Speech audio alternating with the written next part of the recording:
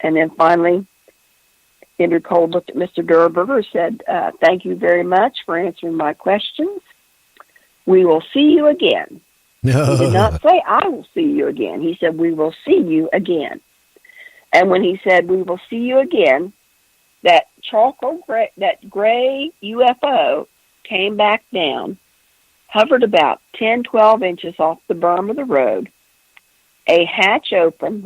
Mr. Durberger said this was the only time he saw any lights in that UFO. A hatch opened, a human arm extended, pulled Ingrid Cole up into the craft. It jets up in the air about 20 feet, and then it flies away.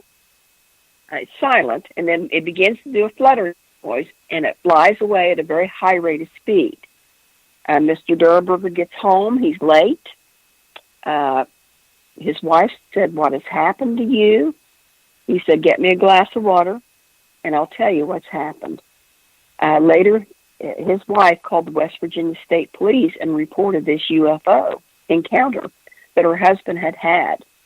She later said in an interview that Mr. Durberger, or Woodrow Durberger, could not have been any whiter if he had been lying in a coffin. And then later, he claimed to be visited on his farm by Ingrid Cole, and he would come up missing for months at a time, and also visited by the Men in Black.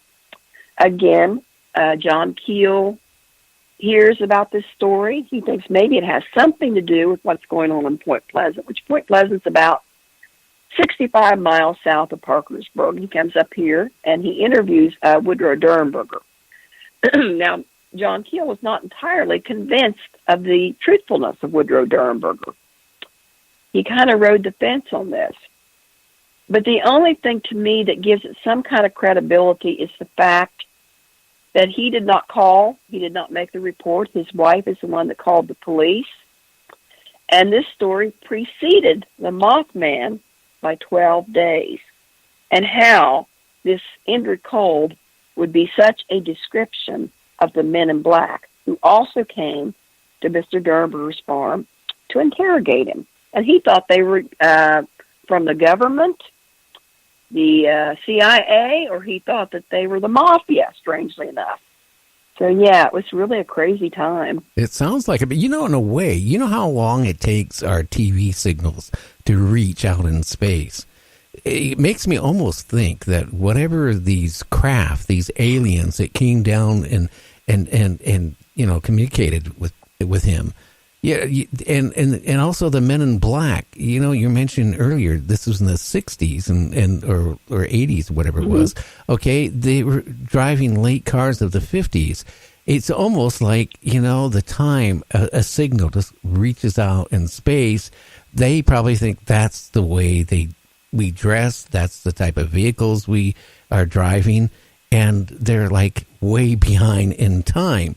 I find that so interesting, like the slick hair, the black, and that's just almost my feeling that they weren't prepared for our civilization to be more advanced, because again, the signals take years to get out there. Right. Yeah, it's fun. And when the Eyes of the Mothman movie was being made down in Point Pleasant, the director was shooting some footage down by the Ohio River. This would have been, it'd been after 2000. I'm trying to remember. Maybe 2006, 7, something like that. He was down by the river, and these two men in black walked up to him, and they said, "What are you doing? What are you doing?" He knew, he just had a feeling he shouldn't mention the Mothman, so he said, I'm doing a documentary on Point Pleasant. They said, Point Pleasant is our most favorite place in the world, they said. And then they looked at him and said, and then they said, this is the first time we've ever been here. And he had the same feeling that these guys were really kind of stupid, or they weren't very informed about anything. If they would go into a restaurant, they'd have these cups of Jell-O, and they would try to drink the cups of Jell-O, that came with their meals, or they would be fascinated looking at a ballpoint pen. I I've had other encounters with the Men in Black. It didn't just end in my childhood. It basically continued. My last encounters with the Men in Black was about 2008. What happened? About around the time I was. We got a couple more. Well, I mean, we got a couple more minutes before we're going to talk about some of your books. But what happened in 2008? Okay.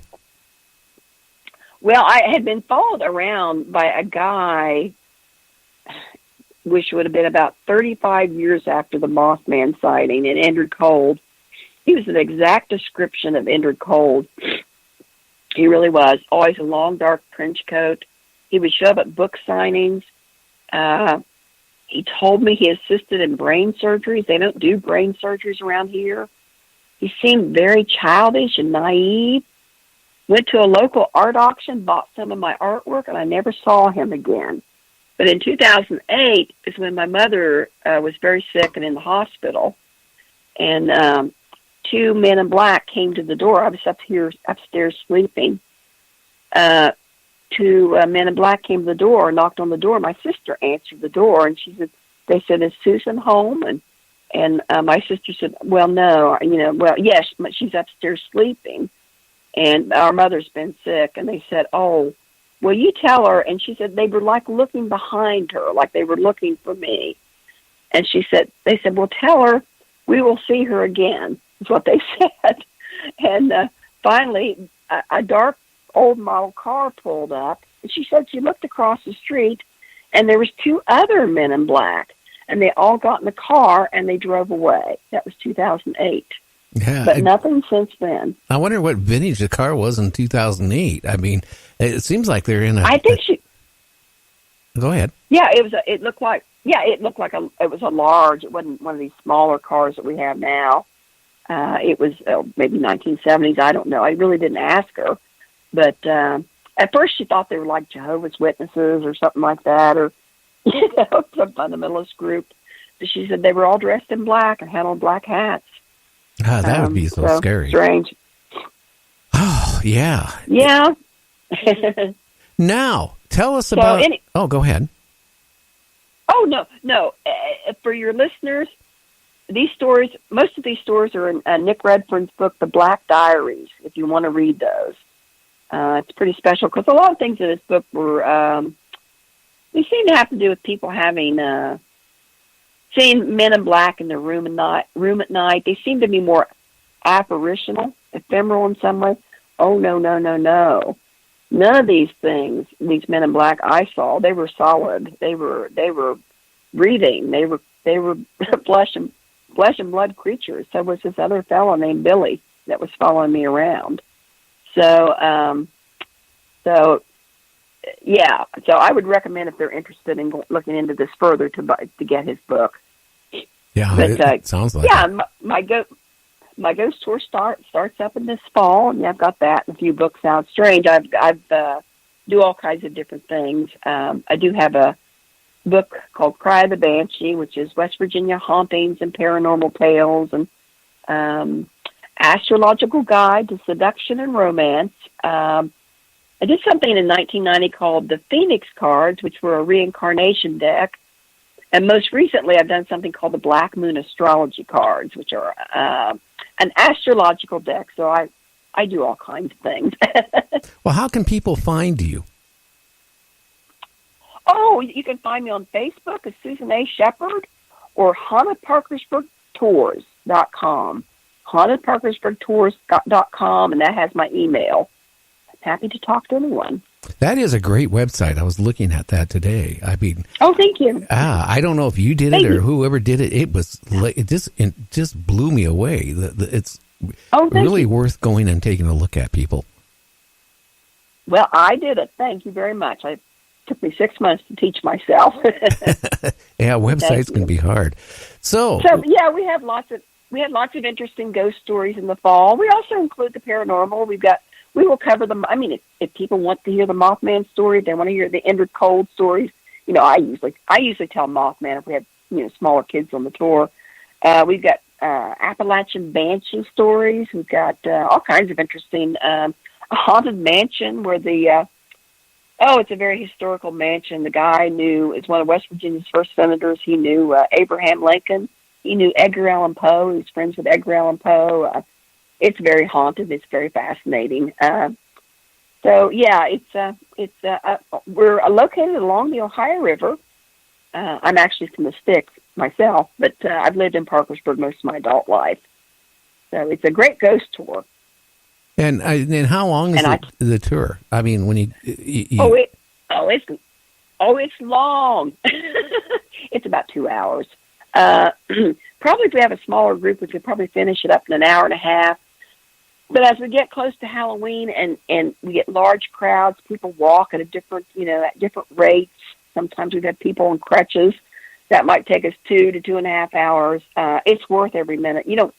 It's not boring. I mean, you don't feel like it's that long. And we see all these wonderful haunted places. We start out in a haunted hotel. We have Civil War hospitals. We've got Quincy Hill, which had a Civil War hospital, had the 1987 sighting of the Mothman. So yeah, it's pretty rich. Have you ever had anything strange happen when you were out on a tour? Oh, all the time. My goodness. We've got shadow people in the graveyard.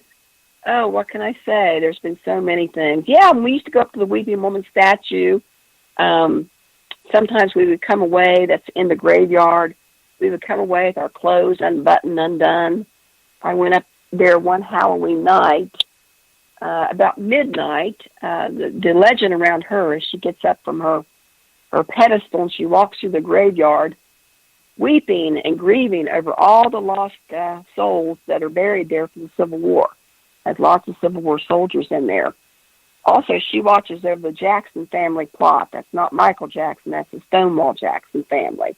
It's all his cousins buried in there. Yeah, being touched, seeing things. We've got awesome, great photographs, some of the most awesome ghost photographs. We've got a picture of a young black Civil War soldier about 10 years ago, I think it was. We got an apparition last year at one of the fences. Yeah, there's always things happening. Oh, yeah. Do you ever have any of your customers get on the tour get scared? Sometimes, but they're going to get scared anyway. As I start in with the stories, sometimes they'll say, "This is scaring me. I have to leave." But it's usually, kids, people screaming. Oh, the one thing that we have the wonderful, it's called sliders. We have the the street lights going out. Usually when I walk under them, we'll have a dozen of those things go out at night. I don't know if you've ever heard of this, but you might want to look it up. Sliders. Uh-huh. Their street lights are triggered to go out when the sunlight comes up. But sometimes when the psychic energy is very high, they will interpret the psychic energy as sunlight and they will go out. We will have them go out a dozen times sometimes. Sometimes 4 or 5 times, sometimes as much as a dozen times. Some people say, as I'm walking down Market Street back to the Blennerhassett Hotel, that's where we meet, very haunted and historical. They'll say, as I pass the lights, they'll go out just one by one by one.